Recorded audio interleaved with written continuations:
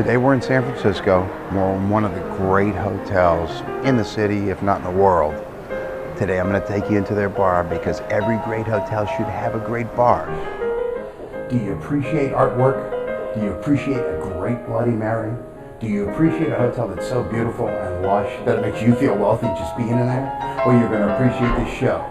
We're at the St. Regis Hotel in Manhattan, and this is the Attitude Adjustment Hour.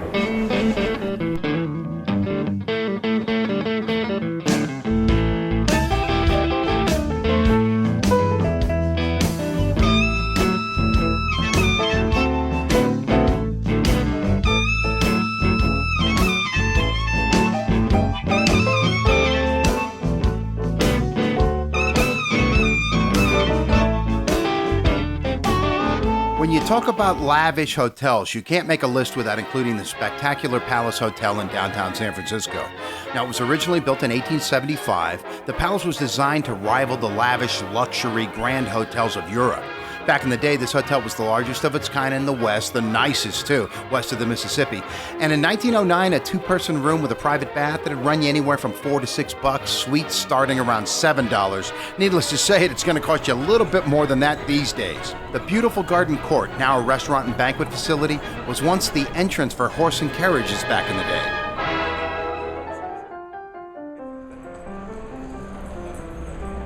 Okay, so we're here at the Palace Hotel. Sheraton owns it. It's a Sheraton Palace. It got destroyed in the 1906 earthquake, but they rebuilt it. It's a beautiful hotel. You saw that garden court, fantastic setup. It's just a grand hotel, and every great hotel has to have a great bar, and I'm going to take you inside to see one that's going to knock your socks off.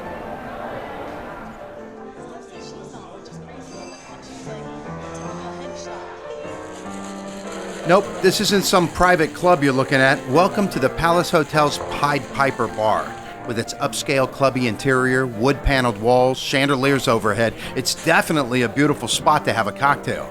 And why the Pied Piper? Well, check out the mural behind the bar. You can't miss it. After the 1906 earthquake and fire, artist Maxfield Parrish, famous for his fantasy and storybook character paintings, was commissioned to paint the 16-foot mural, The Pied Piper of Hamelin, just for the hotel's reopening in 1909. The price he charged at the time? $6,000. The painting was recently valued at over $2.5 million. The Pied Piper's cocktail menu leans towards the classic as well as some of the new classics. Plenty of martinis to go around, that's for sure. Everything made with high-end liqueurs and liquors and freshly made mixers and juices. They got a great bar menu. Here's some fantastic cocktails. So I asked the bartender, hey, give us something that's going to really evoke what the Pied Piper Bar is all about. And he suggested two things. Right now they're doing, Mad Men, AMC's great show.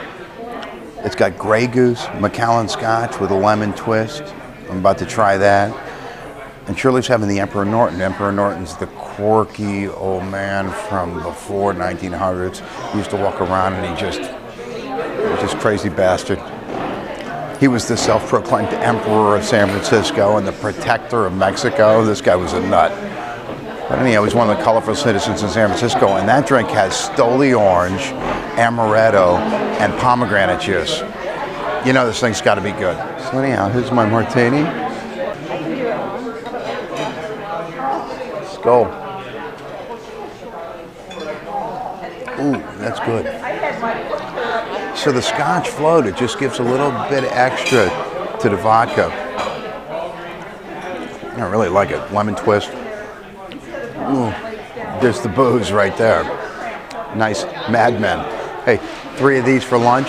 That's the old days right there. So sitting there having this martini, and I'm thinking about this hotel got destroyed in the 1906 earthquake. And the night before, Enrico Caruso had just sang at the San Francisco Opera House. And he was staying at this hotel, and this place got destroyed. And he got out alive, but he said he vowed never, ever to come back to San Francisco again. Yeah, I'm saying his loss. He's missing out on great drinks like this at a great bar like this one. So, you're in San Francisco, come on over to Palace Hotel. It's a beautiful setting here. Come to the Pied Piper Bar. Check out that beautiful Maxfield Parrish. You're going to love it. It's classy, great for a date. Dress up a little bit maybe. have yourself a classic cocktail. I think it's a perfect way to end the day when you're hanging out in the city.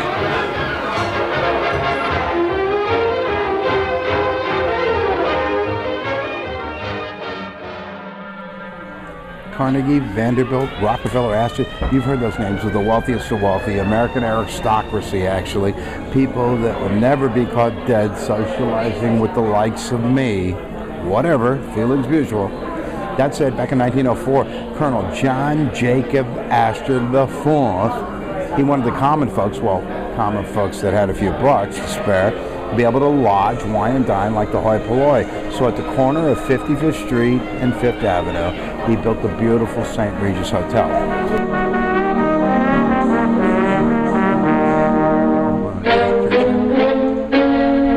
So this is part of the hotel, and J.J. Astor wanted people to be able to feel the wealth and grandeur of what his family, the Astors, the Carnegies, the Vanderbilts, the Rockefellers got to feel.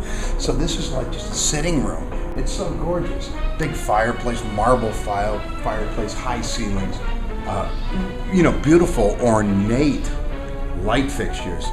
This hotel's amazing. This is the kind of spot where they don't just break out the bottle of Asti Spumante, pop off the top so you can rock with your posse. They're going to call the house butler who's going to whack the top off with a saber. And they wouldn't offer Asti anyway. And you ain't rocking nothing with your posse unless you're P. Diddy, so booyah. But we can live the dream, if only for a cocktail or two, by making our way through the gorgeous hotel lobby to the warm, woody, dark, crazy, dark, cave-like dark refines of the King Cole Bar.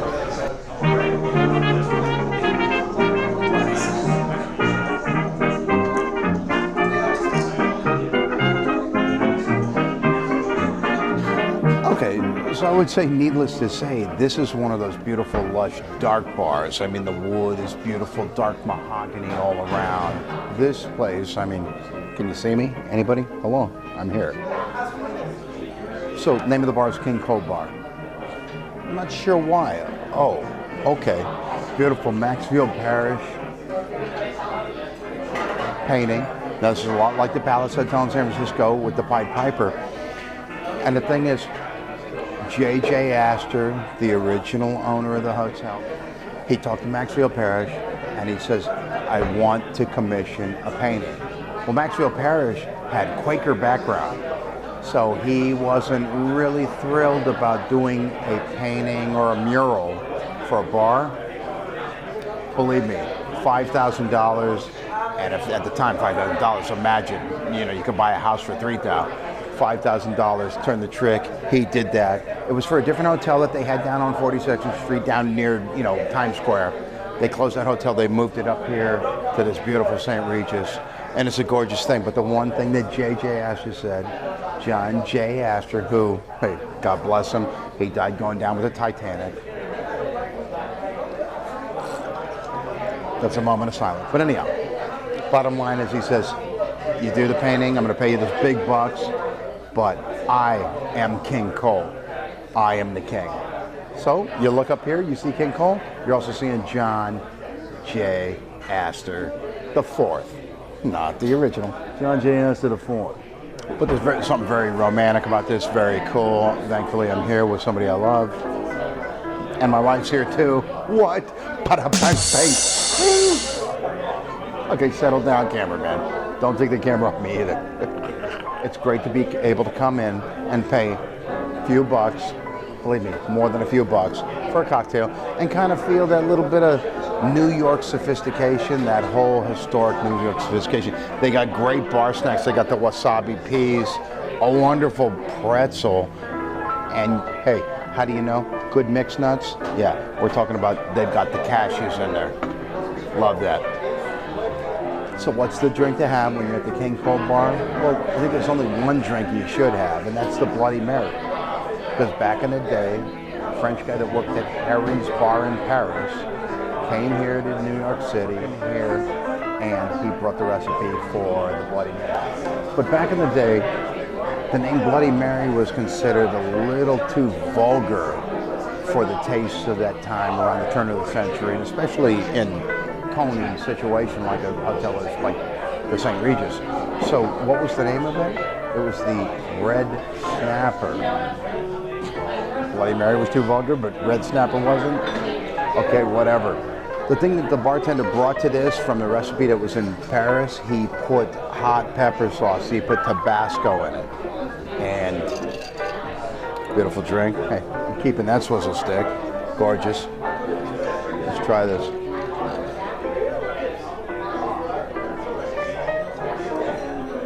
Oh, they don't hold off on the vodka, I'll tell you that. It's beautiful. It's not as tomato. We use a lot of Bloody Mary, but it's not a Bloody Mary. It's a Red Snapper. That's right.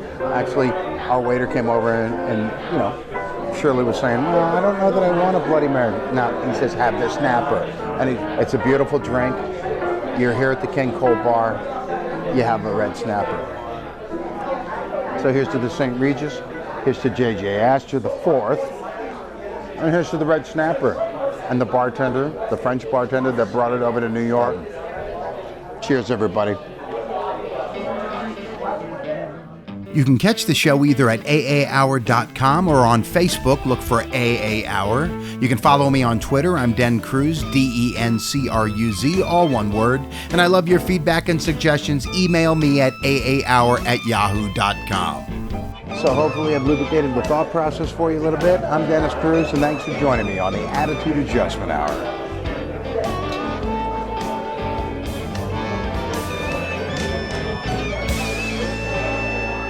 Good snapper. Good snapper.